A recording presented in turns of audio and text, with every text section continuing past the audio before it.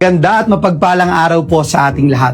Ito po ang inyong empleyado sa Senado, kapatid at kamanggagawa sa ubasan ng ating Panginoong Diyos, Senator Joel Villanueva. Sabi po ng Kawikaan, Kabanata 3, talatang 4 hanggang 6, kay Yahweh ka magtiwala, buong puso at lubusan, at huwag kang mananangan sa sariling karunungan. Sa lahat ng iyong gawain, siya nga'y alalahanin, upang ika'y patnubayan sa iyong mga tatahakin. Nito pong mga nakaraang linggo, naging sentro ng mga balita at bangayan sa social media ang minamahal nating institusyon, ang Senado ng Republika ng Pilipinas. Nag-ugat po ang mga kaguluhan sa magkasunod na pagpapalit ng liderato ng Senado noong May 11 at June 3. Sa kaliwat ka ng issue tungkol sa Senado at sa mga problema ng bansa, tinatanong po ng ating mga kababayan, saan ba tayo kakampi? May mga nagpapakalat po ng mga kung ano-anong social media post at haka-haka tungkol po sa atin.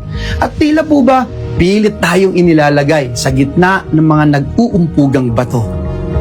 Ano man po ang estado ng politika sa bansa, malinaw na malinaw po sa atin ang ating kausa. Dahil po sa inyong mga panalangin, pag-aayuno, lalo pong tumitibay ang ating paninindigan na lumaban lamang para sa katotohanan, para sa katarungan, at para sa katwiran. Bilang aking pamilya sa JIL at kaisa niyo po sa pananampalataya, nais ko pong magbukas ng aking puso sa inyo. Hindi po madali ang ating pinagdaraanan nitong mga nakaraang buwan. Saksi po kayo sa mga galaw ng kaaway laban sa atin. Tunay po na may mga sandaling kailangan mong pumili kung ano ang tama, kahit hindi po ito ang pinakamadali. Para po sa akin, malinaw na malinaw ang sagot. Higit po sa politika, ang pananagutan ko po ay tanging sa Diyos at taong bayan. Dumaraan po tayo ngayon ang ating bansa sa sunod-sunod at patong-patong ng mga problema at pagsubok. Hindi pa nga po tayo lubos na nakakabangon mula po sa matinding pagsirit ng presyo ng produktong petrolyo. Dulot po ito ng digmaan sa Middle East. Patuloy po na bumabagsak ang halaga ng piso laban sa dolyar, na lalo pa pong nagpapahirap sa ating mga kababayang Pilipino. Patuloy po na tumataas ang presyo ng mga pangunahing bilihin na direkta pong nagpapasakit sa bulsa ng ating mga kababayan. Mataas pa rin ang antas ng kawalan ng trabaho at marami pa rin pong hirap na hirap makahanap ng matatag na kabuhayan. Nananatili po ang banta ng isang Super El Nino na maaari daw pong magpalala ng kalagayan ng ating bansa. At ngayon nga po, isa na namang matinding dagok ang tumama sa ating bayan matapos yanigin ng 7.8 magnitude na lindol ang maraming bahagi ng Mindanao na nagdulot po ng pangamba at panganib sa libu-libong pamilyang Pilipino. Kailangan na po ang agarang tulong ng ating mga kababayan, ating mga kapatid sa Mindanao. Ang nakakalungkot po, hindi po makapagtrabaho ng maayos ang Senado.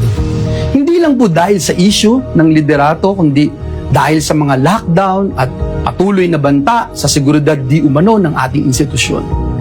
Naiipit po ang mga kawani ng Senado na nais lamang pong makapagtrabaho. The Senate staff should not be caught in the middle of this political fight. Hindi po pwedeng puro away na lang. Bilang mga lingkod bayan, prioridad po natin. Dapat ang siguruhin na patuloy na nagtatrabaho ang bawat isa sa atin, lalo na ang Senado, para po sa ating mga kababayan.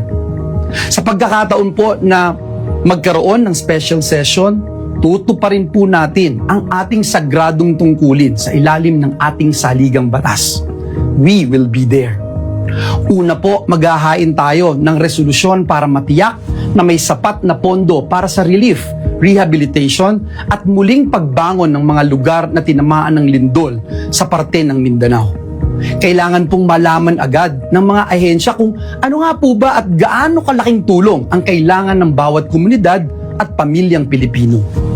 Pangalawa, isusulong po natin ang mga pinakakailangang mga panukalang batas, lalo na po yung mga panukalang nasa huli na at ikatlong pagbasa. Ikatlo, bibigyan katiyakan po natin ang ating mga kapwa lingkod bayan na naghihintay ng confirmation ng kanilang mga appointment. Lalo na po ang mga opisyal ng ating sandatahang lakas. Mga kapwa kong manggagawa sa ubasan ng Panginoon, hindi po ito panahon ng kampihan. Kapag may kababayan po tayong nangangailangan, tungkulin po nating tumugon at maglingkod. Noon hanggang ngayon, klaro po sa atin, klarong-klaro po sa atin ang dahilan kung bakit tayo narito bilang lingkod bayan. Klaro po sa atin kung bakit tayo ay dinala ng Diyos sa posisyon na ito. Tungkulin po nating protektahan ang ating institusyon at unahin ang kapakanan ng ating mga kababayan. Higit po sa lahat, patuloy po tayong maninindigan para sa Diyos at para sa bayan. Maraming salamat po at pagpalain tayong lahat ng ating Panginoong Diyos.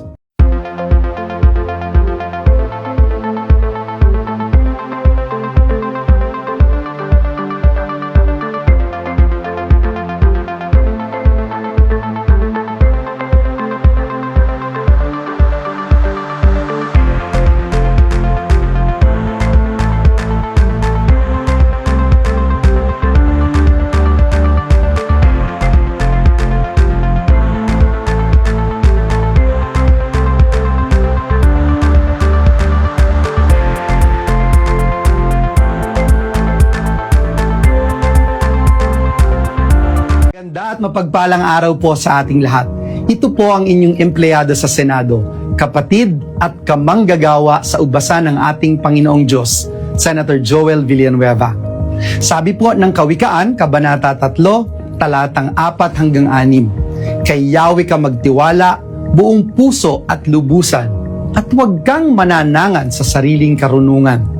Sa lahat ng iyong gawain, siya nga'y alalahanin, upang ika'y patnubayan sa iyong mga tatahakin. Nito pong mga nakaraang linggo, naging sentro ng mga balita at bangayan sa social media ang minamahal nating institusyon, ang Senado ng Republika ng Pilipinas. Nag-ugat po ang mga kaguluhan sa magkasunod na pagpapalit ng liderato ng Senado noong May 11 at June 3. Sa kaliwat kanang issue tungkol sa Senado at sa mga problema ng bansa, tinatanong po ng ating mga kababayan, saan ba tayo kakampi? May mga nagpapakalat po ng mga kung ano-anong social media post at haka-haka tungkol po sa atin. At tila po ba, pilit tayong inilalagay sa gitna ng mga nag-uumpugang bato.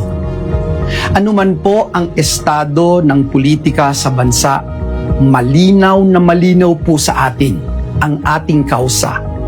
Dahil po sa inyong mga panalangin, pag-aayuno, lalo pong tumitibay ang ating paninindigan na lumaban lamang para sa katotohanan, para sa katarungan, at para sa katwiran.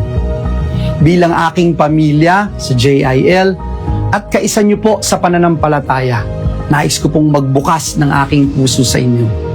Hindi po madali ang ating pinagdaraanan nitong mga nakaraang buwan. Saksi po kayo sa mga galaw ng kaaway laban sa atin. Tunay po na may mga sandaling kailangan mong pumili kung ano ang tama, kahit hindi po ito ang pinakamadali. Para po sa akin, malinaw na malinaw ang sagot. Higit po sa politika, ang pananagutan ko po ay tanging sa Diyos at taong bayan. Dumaraan po tayo ngayon ang ating bansa sa sunod-sunod at patong-patong ng mga problema at pagsubok. Hindi pa nga po tayo lubos na nakakabangon mula po sa matinding pagsirit ng presyo ng produktong petrolyo. Dulot po ito ng digmaan sa Middle East. Patuloy po na bumabagsak ang halaga ng piso laban sa dolyar na lalo pa pong nagpapahirap sa ating mga kababayang Pilipino. Patuloy po na tumataas ang presyo ng mga pangunahing bilihin na direkta pong nagpapasakit sa bulsa ng ating mga kababayan. Mataas pa rin ang antas ng kawalan ng trabaho at marami pa rin pong hirap na hirap makahanap ng matatag na kabuhayan. Nananatili po ang banta ng isang Super El Nino na maaari daw pong magpalala ng kalagayan ng ating bansa.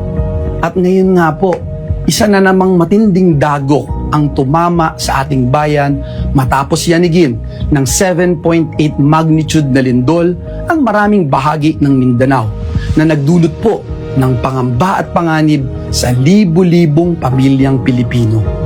Kailangan na po ang agarang tulong ng ating mga kababayan, ating mga kapatid sa Mindanao. Ang nakakalungkot po, hindi po makapagtrabaho ng maayos ang Senado.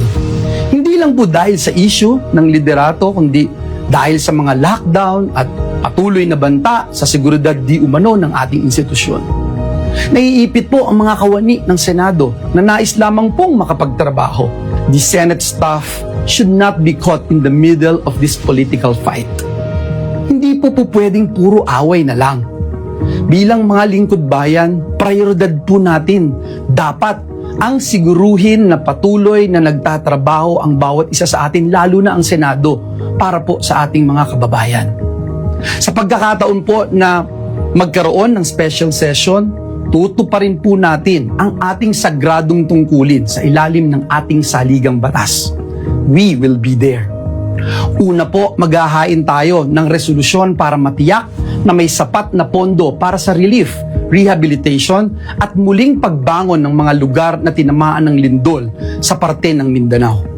Kailangan pong malaman agad ng mga ahensya kung ano nga po ba at gaano kalaking tulong ang kailangan ng bawat komunidad at pamilyang Pilipino. Pangalawa, isusulong po natin ang mga pinakakailangang mga panukalang batas, lalo na po yung mga panukalang nasa huli na at ikatlong pagbasa. Ikatlo, bibigyan katiyakan po natin ang ating mga kapwa lingkod bayan na naghihintay ng confirmation ng kanilang mga appointment, lalo na po ang mga opisyal ng ating sandatahang lakas. Mga kapwa kong manggagawa sa ubasan ng Panginoon, hindi po ito panahon ng kampihan. Kapag may kababayan po tayong nangangailangan, tungkulin po nating tumugon at maglingkod. Noon hanggang ngayon, klaro po sa atin, klarong-klaro po sa atin ang dahilan kung bakit tayo narito bilang lingkod bayan. Klaro po sa atin kung bakit tayo ay dinala ng Diyos sa posisyon na ito. Tungkulin po nating protektahan ang ating institusyon at unahin ang kapakanan ng ating mga kababayan. Higit po sa lahat, patuloy po tayong maninindigan para sa Diyos at para sa bayan. Maraming salamat po at pagpalain tayong lahat ng ating Panginoong Diyos.